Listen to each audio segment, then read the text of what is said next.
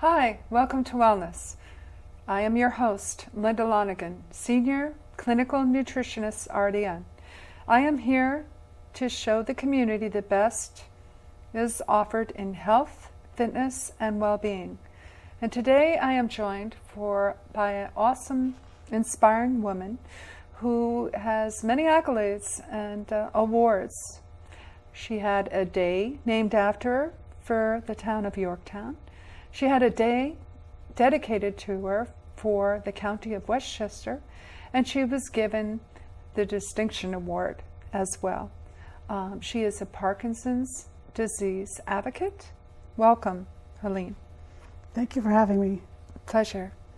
Can you tell me a little bit about Parkinson's disease? Parkinson's disease is a disease of the central nervous system. It's basically a disorder.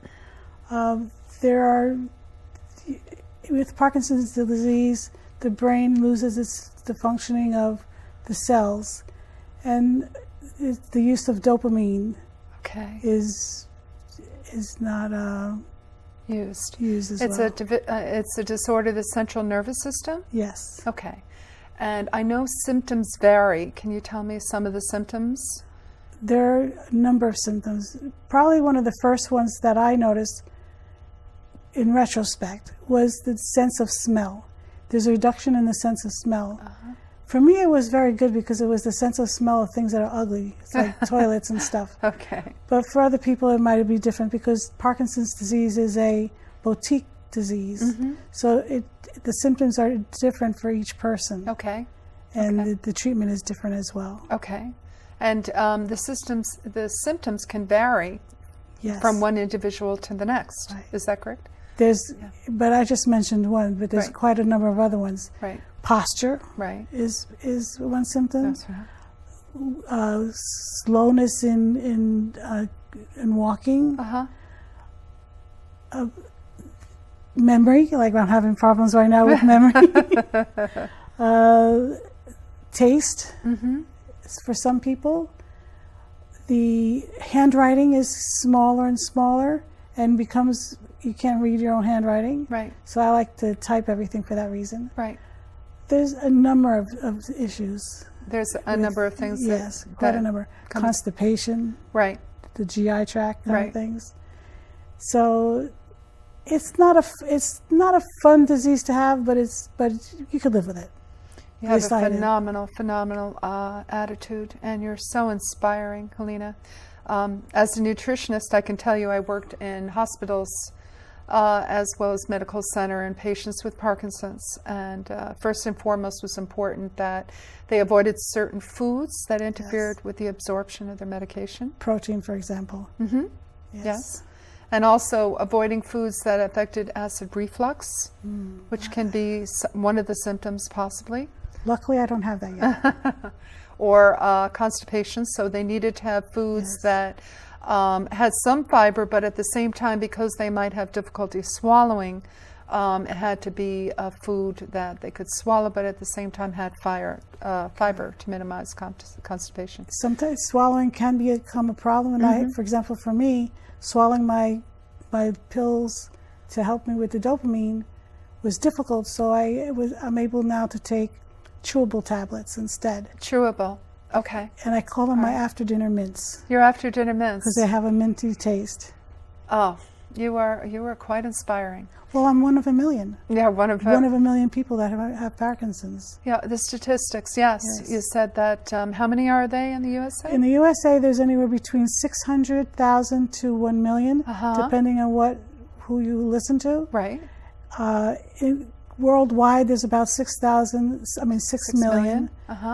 And also in the year 2040, things will be doubled.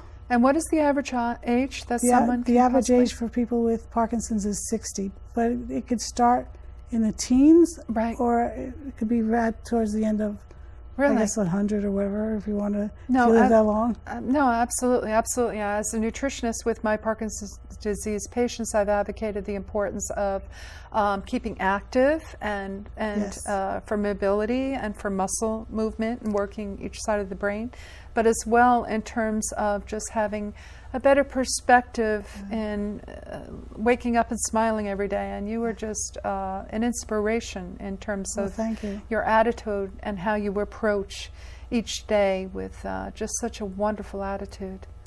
Well, I found that exercise is important.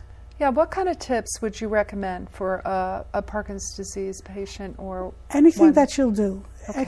Exercise is important, and anything that you do is the best thing for Parkinson's because you're doing something. Okay.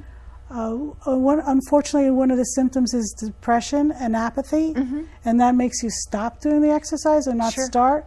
But if you have to get through that part of your life and do the exercise, and you'll find things will get better. Your symptoms will be lessened. Right. I've done things like dance, dance therapy. Well, not therapy, but dance. Sure. Walking. Right. Boxing. My favorite was ping pong and pickleball.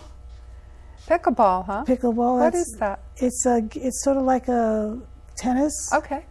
And a ping pong together with badminton mixed in as well. Interesting. And it's one of the growing growing sports in the country. Interesting. Yes, and I play with my husband and some friends.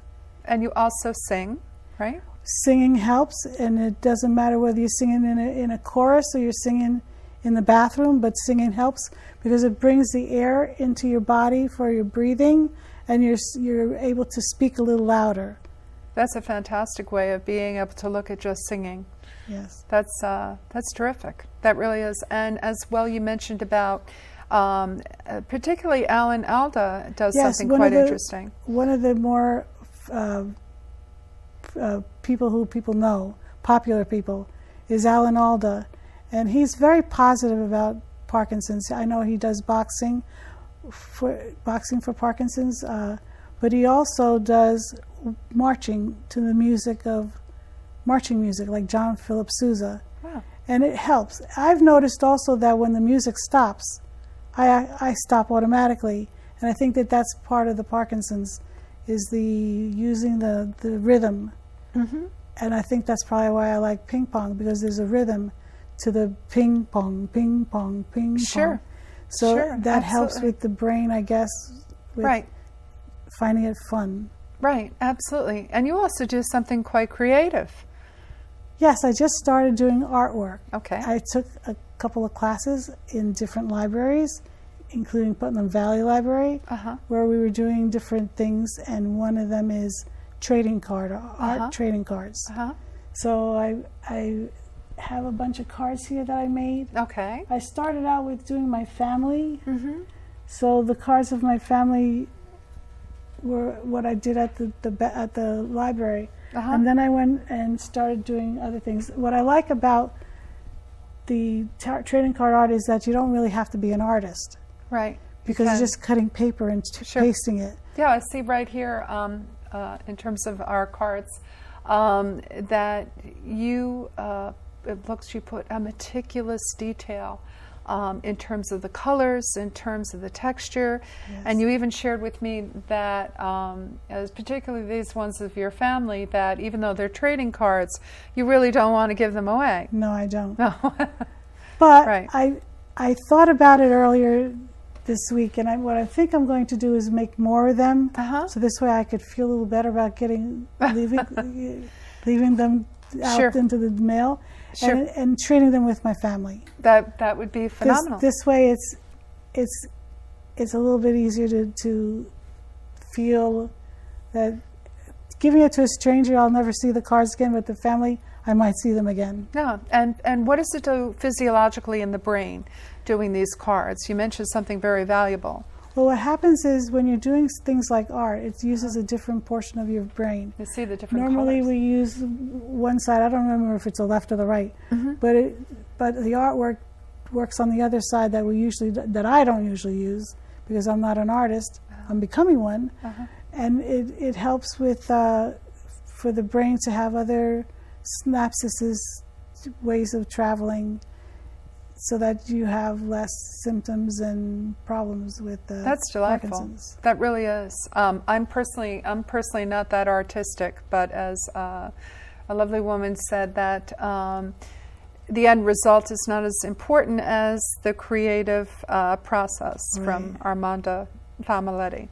But when you have a talent like you do, and that you know you have certain situations, to be able to put it into effect, to be able to work physiologically with your body and work with helping your brain, and at the same time being so creative. Right. You're quite artistic. Thank you. And you have a wonderful attitude. I know in March you just came back from lobbying Congress to get funding for Parkinson's disease. And yes, the Michael J. Fox Foundation and the Parkinson's Disease Foundation got together and I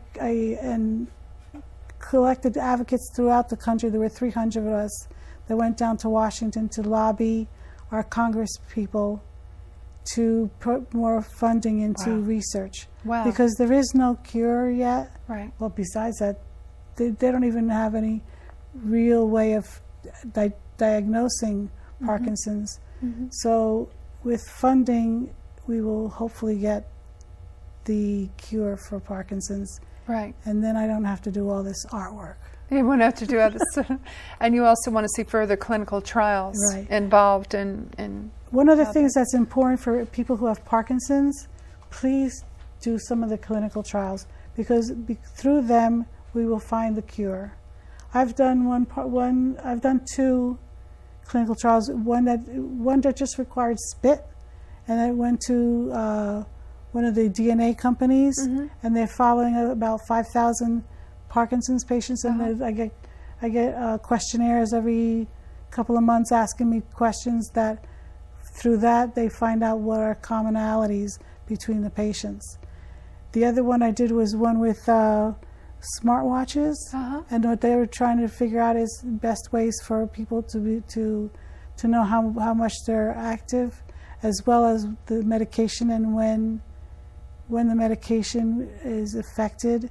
So, and they came up with a whole bunch of other things just through the study that I did, which was basically the clinical study was deciding whether it is worthwhile for people to have the watch to begin with. That's extremely intriguing. And there's a whole lot of other clinical trials. I'm a little selective because I don't want anything that, like a drug kind of one, because I don't want to take drugs. Do you have any last minute things you would like to share with my audience? I feel that people need to realize that exercise, eating right, and staying social is important when you have Parkinson's. Remember, when you eat well and you choose healthier foods and you feel great, it's something you want to do for the rest of your life. Remember, moderation is key. Live well and eat well. And please stay tuned for next week. I will have the famous, wonderful Dr. Michelle Bell, author of The Unconditional Journey of Love, love story between mother and son. Thank you.